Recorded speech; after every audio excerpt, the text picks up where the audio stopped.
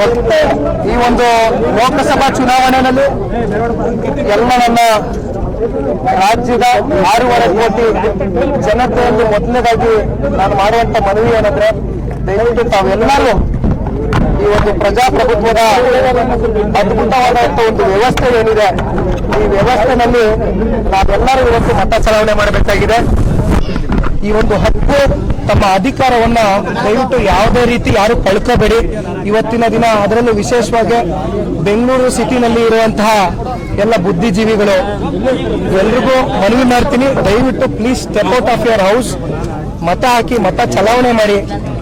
ತಾವು ಆರಿಸಬೇಕಾಗಿದೆ ಇವತ್ತು ಸರಿಯಾದಂತ ಒಂದು ವ್ಯಕ್ತಿನ. ಇವತ್ತು ಮುಂದಿನ ದಿನಗಳಲ್ಲಿ ನಮ್ಮ ದೇಶನ ಒಳ್ಳೆ ನಿಟ್ಟಿನಲ್ಲಿ ತಗೊಂಡೋಗುವಂತ ಒಂದು ಅದ್ಭುತವಾದಂತ ಸರ್ಕಾರವನ್ನ, ವ್ಯಕ್ತಿಗಳನ್ನ ತಾವೆಲ್ಲರೂ ಆಯ್ಕೆ ಮಾಡಬೇಕಾಗಿದೆ. ಅದಕ್ಕೆ ದಯವಿಟ್ಟು ಅದಕ್ಕೋಸ್ಕರ ಯಾವುದೇ ಕಾರಣಕ್ಕೂ ತಮ್ಮ ಹಕ್ಕನ್ನು ಯಾರು ಕಳ್ಕೋಬೇಡಿ, ದಯವಿಟ್ಟು ಮತ ಚಲಾವಣೆ ಮಾಡಿ ಅಂತ ಕೈ ಜೋಡಿಸಿ ಮನವಿ ಮಾಡ್ತೀನಿ.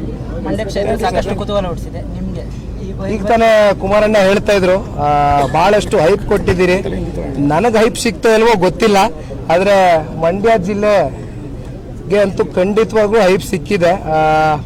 ಈಗ ನಾನು ಸುಮಾರು 8 ತಾಲೂಕುಗಳಿಗೆ ಭೇಟಿ ಕೊಡ್ತಾ ಇದ್ದೀನಿ ಇವತ್ತು. ಈಗಾಗಲೇ ಸಮಯಾವಕಾಶ ಮೀರೋಗ್ತಾ ಇದೆ, ಸಂಜೆ 6 ಗಂಟೆವರೆಗೂ ಮಾತ್ರ ನಮಗೆ ಸಮಯಾವಕಾಶ ಇರೋದು. ಸೊ ಹಾಗಾಗಿ 8 ತಾಲೂಕುಗಳಿಗೆ ಹೋಗ್ತೀನಿ. ದಯವಿಟ್ಟು ಎಲ್ಲ ನನ್ನ ಮಾಧ್ಯಮ ಸ್ನೇಹಿತರು ಜೊತೆಯಲ್ಲಿ ಏನು 30 ದಿನದಿಂದ ಓಡಾಡ್ತಿದ್ದೀರಿ, ಅದೇ ರೀತಿ ಬನ್ನಿ, ಅಲ್ಲಿ ಮಾತಾಡ್ತೀನಿ, ಹಲವಾರು ವಿಚಾರಗಳು ಚರ್ಚೆ ಮಾಡಿದ್ದೀನಿ. Thank you. ಈ ವಿಡಿಯೋ ನಿಮಗೆ ಇಷ್ಟವಾದಲ್ಲಿ ಲೈಕ್ ಮಾಡಿ, ಶೇರ್ ಮಾಡಿ, ಸಬ್ಸ್ಕ್ರೈಬ್ ಮಾಡಿ.